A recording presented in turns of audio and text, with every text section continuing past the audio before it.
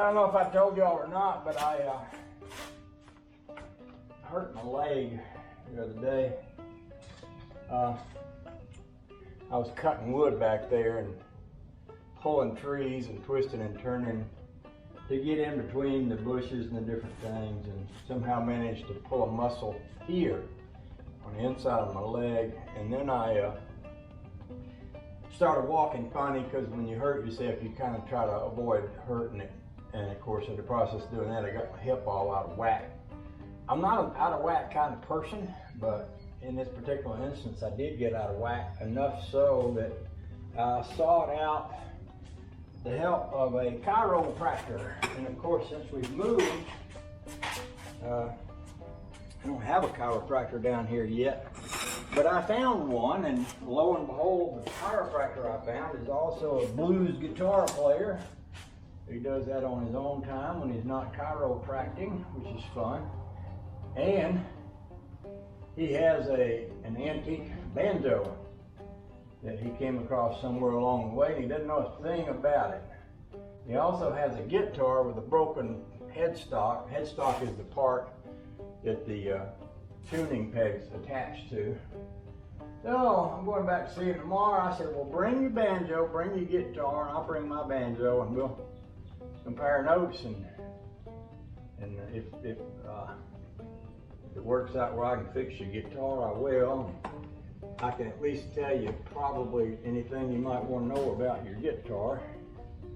So that's kind of cool. It was kind of a fun visit. You know, it's nice if you got to go to some sort of medical kind of professional dude, that you go to one who just happens to be interested in banjos and is also a blues guitar player. I mean, that just kind of adds a little extra spice to the salad, you know, which is always a good thing, as far as I can tell. So what I'm doing right now today is I'm just putting these screws back in these pieces. Now, Bill, this is basically a piece of plywood with some kind of material stretched over it and glued onto it, and Bill took the material off one piece, so I've got 3 door panels like this, and now neither one of them screws went in where I wanted them to go. How about that? Ain't that fun? Maybe I ought to go get my screwdriver gun for these little places like this.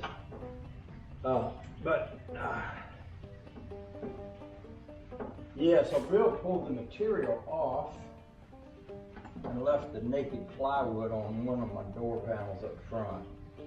That'll be okay, but I got some more material ordered that I can put on these. And what I'm doing now is just putting them back in place, because it's easier to keep track of a door panel that's attached to a door than it is a door panel that's in a pile somewhere, subject to get dirt and get lost and have all the screws and nuts and bolts get scattered and such as that. And so I figure, well, by putting them back in place, I'll know where they're at when I get ready to work on them some more. So this is pretty simple stuff right here. Mike, I'm pretty sure, made these.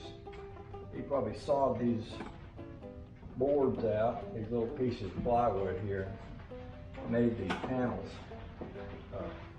I have some kind of nicer material to put on these, which would be kind of fun. I think I will. It's raining outside there right now. I'm down in the lower shed. I said one time I wasn't going to be working. Maybe I shouldn't have y'all so far away. Maybe I should have you over here where you can see my face, because I'm looking over my shoulder and talking to you. Maybe it'd be better if I put you over here. Oh. I said I wasn't going to be working in this garage, but I was going to keep it clean and do my work up there. Well, maybe I should have clarified. I don't mind doing this, because this isn't going to make a mess out of my garage, just putting these door panels on. It's clean work. But if I was pulling an engine out and taking the transmission apart and spilling grease and oil all over the floor, I'd want to use that other space up there. Which, you know, the other thing about that is I also need to clean up that area, because I'm already working on some stuff and never got around to cleaning it. And of course, I was thinking that Bill was going to come over and paint some of this stuff, and now instead of doing that, he sold it to me, which is good, because be honest with you, I would rather be working on my stuff than to see somebody else working on it, because it makes me cringe, you know. Like, I'll give you a good example. Well, Bill kind of tore out all of the stuff that Mike had in here. That made me cringe a little bit. Not that he did anything wrong, because I might have not wanted that stuff in there anyway, but I thought it was kind of cool. And he painted the coil of this car, which Mike had painted it with flames, and Bill, I don't know if Bill did it or the guy that did the engine did it, but he spray painted all that black, which is not a bad look, but I cringed a little. You know, you're going to cringe a little when you see somebody do something,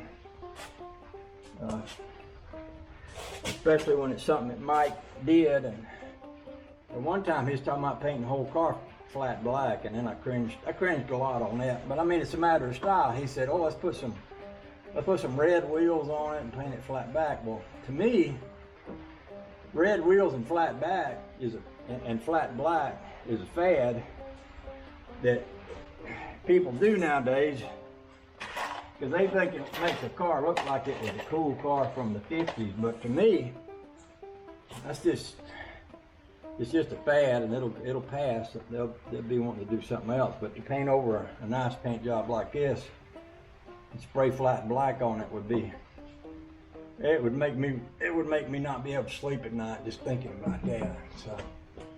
So this is in place, and this is the window that was loose. I mentioned the other day that one of these windows weren't in here. By the way, I got to put this thing away. This is I can just throw that up on that shelf back there and get it out of the way.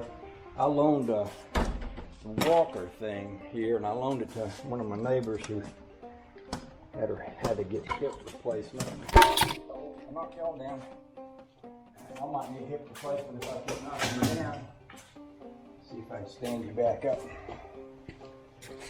So I loaned that walker to a lady who had hip replacement, and she needed it to get around with. And she brought it back the other day. I hadn't found a real good place to put it, but I suppose I can stick it right up there. And that would get it more or less out of the way.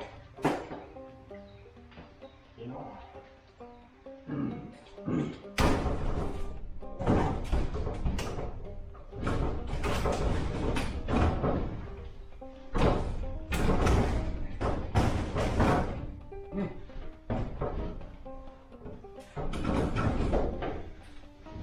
Sometimes it's harder than you think it's going to be. You just hang there until I get ready for you. Thank you. So let me go over here and find a metal door thing. Go on that. There's going to be one of these two.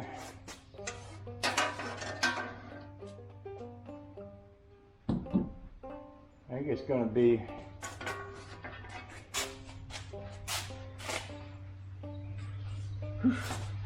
funny how just doing the slightest little thing gets you warmed up.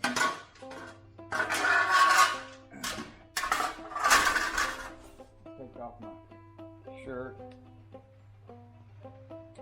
I've been trying to keep my phone on me because my wife's got my phone counting my steps, and she wants me to get exercise. I'm telling her I get an awful lot of exercise down here, and she said, "Well, let me see your phone." She said, "I can't see it on your phone." I said, "Well, I don't carry my phone around when I'm working, you know. Because if I did, I'd break it." So I carried it around one day. I went walking one day. I walked 2 miles.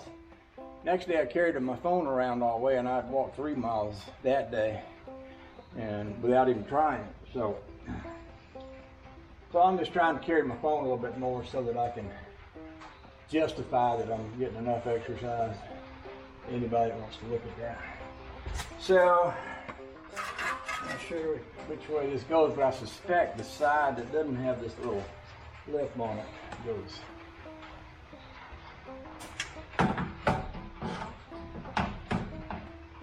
That ain't right.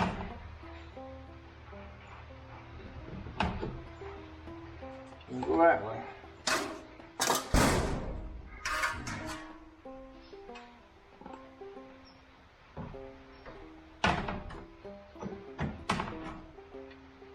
appear to go that way either. Now what's wrong with this?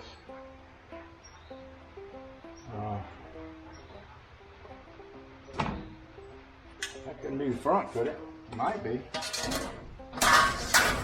be the back window's bigger than the front window. Let me go get them ones.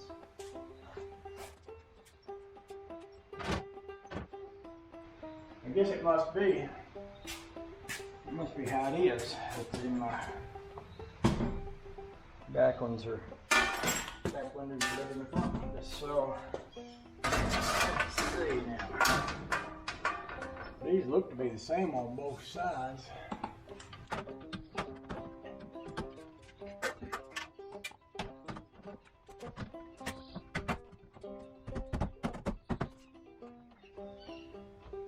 Need that little screwdriver, I think.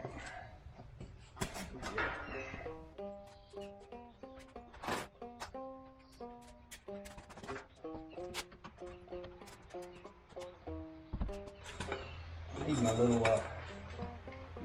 rubber hammer.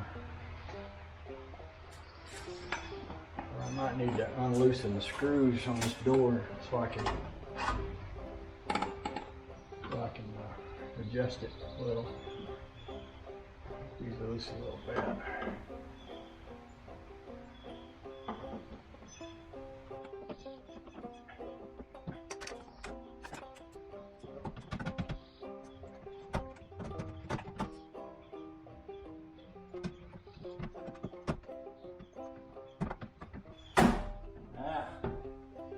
That's kind of how that goes. Get it right there.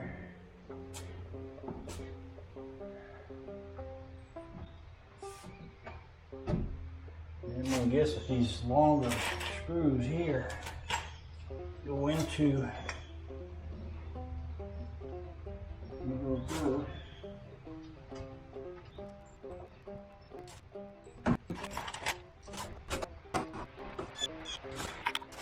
Peaceful down here today, with the rain and all.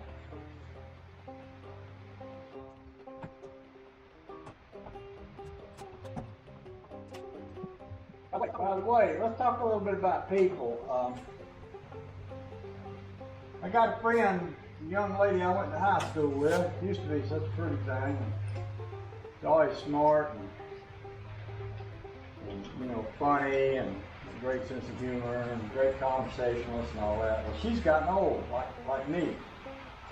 Only in her case, she's got all kind of maladies, like kidneys failing, and she's on dialysis, and you have to go 4 times a week to a doctor where they make her hook her up to a machine and pump all her blood out. It's pretty awful. You gotta know that, but it's hard to have friends that get old. I pray for our friends, because what else can I do, you know? And it makes me think about my YouTube community, because all of y'all are part of all of that. We're all part of the same little bowl of soup full of old age, I guess you'd say. And we're all getting older, you know, us getting younger. And sometimes what goes along with that is, oh, well, here's me. That's a good example. I've got a pulled muscle and achy back, going to a chiropractor. She's getting dialysis. I know somebody else is having cancer treatments. And, you know, we all pray for each other. I was telling somebody, actually I was telling her the other day, because she said she felt useless. And I said, you know, you're not useless. You are smart and funny and a good conversationist. And I said, there's people in the world that would love just to talk to you, because they ain't got nobody to talk to. I said, you don't have to do anything. You don't have to accomplish anything. You don't have to achieve anything. If you were just available. She was talking about sitting in the room for 4 hours doing dialysis, nobody around, nobody to talk to, nothing to look at, nothing to do. And I said, you know, you could, if you had a friend that needed somebody to talk to, you could sit in your chair and y'all could chit chat online. The world is made in such a way that that can happen these days. He said you could sit and talk to people online, and that would give you something to do, but it would give them someone to talk to, a friend. It'd be a way to y'all help each other out by being friends with each other. And we have the ability to do that. You know, not all of us can go out and swing from the vines and conquer the far reaches of the globe and all of this, but you know, sometimes just being friends with somebody, just talking to somebody, just using your little electronic device, if you don't have anything else, to somebody in another part of the world, saying, hey, how you doing today? This is what I'm up to. What are you up to? And just passing the time by having a conversation is a contribution worthy of you, of your life, of, you know, you staying alive. I mean, you can do something useful and helpful, and that sometimes it's just being friendly to somebody else, being available for somebody else. Some of y'all out there, and I know some of you are struggling with various things, and I don't know, I was thinking about saying that, so I just did, but I was thinking that maybe somebody needs to say that every so often. Maybe somebody needs to say that if you're living in the world and you're feeling useless, you're not. And you are useful, and there are people that need you, and you may not realize it, that you can be somebody that people need, but you can be. So I'm just gonna put that out there. I don't know who that was for, but I'll just put that out there because it's true. It's true of my friend, and it's true of some other people. Sounds like somebody's in the yard.